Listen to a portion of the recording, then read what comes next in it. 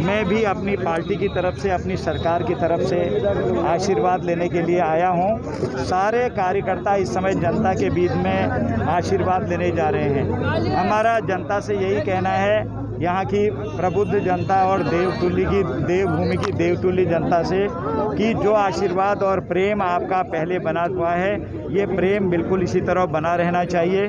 माननीय निशंक की जगह मोदी कैबिनेट में मंत्री बनाए गए अजय भट्ट निकले तो जनता का आशीर्वाद लेने के लिए थे, लेकिन उन्हें और उनकी पार्टी के नेताओं को आफत का सामना करना पड़ा। ये ऐसी आफत है जो शायद चुनाव तक बीजेपी का पीछा नहीं छोड़ेगी। रामपुर तिराहा से आशीर्वाद यात्रा की शुरुआत करने वाले केंद्रीय राज्य मंत्री अजय भट्ट को मंगलौर में किसानों ने काले झंडे दिखाए, उनके नेताओं को काले झंडे दिखाए, बीजेपी के खिलाफ नारेबाजी हुई। आक्रोश इतना ज़्यादा कि बीजेपी को अपनी यात्रा का रूट ही डाइवर्ट करना पड़ा। मंगलौर की गुड़ मंडी में जो कार्यक्रम होना था उसे टालना पड़ा और बीजेपी अब तरह तरह के बहाने बना रही है। लेकिन ये भी एक पहलू है कि इस आशीर्वाद यात्रा के सहारे बीजेपी अपनी योजनाएं गिना नहीं पा रही, वो काम बता नहीं पा रही कि क्या हुआ है क्या नहीं हुआ है। इसलिए इस बार भी उन्हें सिर्फ और सिर्फ मोदी के गुणगान के सहारे ही आगे बढ़ने की उम्मीद है। आज ये विश्वास देश को हो गया है, यहाँ तक कि विपक्ष के अच्छे लोग जो हैं वो भी कहते हैं इस देश को मोदी जी की आवश्यकता है।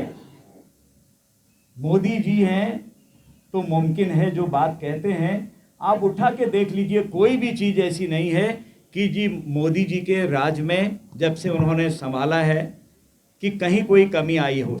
मोदी के भरोसे बीजेपी 2017 का चुनाव भी जीती थी और 2022 का चुनाव भी उसी के सहारे जीतने का सपना देख रही है। लेकिन डबल इंजन ने इन 4-4.5 साल में क्या किया, जनता इसका जवाब चाहती है। हालांकि बीजेपी इसका जवाब नहीं दे रही, लेकिन अब केंद्र और राज्य सरकार के बीच इस डबल इंजन का तालमेल बनाने की जरूर कोशिश है। उत्तराखंड और केंद्र के बीच में समन्वय का काम करेंगे और हम लोगों के लिए भी अच्छा ये होगा कि एक ठोस पैरवी हमारी वहाँ पर होगी और जो हमारे प्रदेश के लिए जो हम प्रस्ताव यहाँ से देते आए हैं, दे रहे हैं और देने वाले हैं, उन सब पर शीघ्रातिशीघ्र वहाँ से निर्णय होंगे, जिससे कि जो हमारा डबल इंजन वहाँ भी और यहाँ भी बहुत तेज़ी से काम करेगा।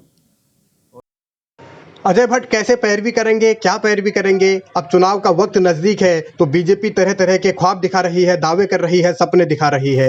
लेकिन सवाल वही कि आखिर काम अगर किए हैं तो फिर जनता को वो क्यों नहीं बताए जा रहे। सवाल ये भी कि क्या इस बार भी सिर्फ दावों के सहारे ही काम चल जाएगा। सवाल ये भी कि क्या सिर्फ सपनों के सहारे ही ये सियासत चलती रहेगी और उत्तराखंड के सपने कब साकार होंगे, इसका जवाब कौन देगा। इस पर तरह तरह के तर्क हैं, तरह तरह के तेवर हैं, तरह तरह की तलखी है। पार्टी में इस समय जो फिनोमिना है, जो दृश्य दिख रहा है, वो ये है कि किसी की ऐसी हैसियत नहीं है कि वो मोदी जी के सामने और अमित शाह जी के सामने अपने राज्य की वकालत कर सके। ये वकालत करने के स्थिति में नहीं है और मजबूती से वही वकील वकालत कर पाएगा जिसको अपने ऊपर कॉन्फिडेंस हो।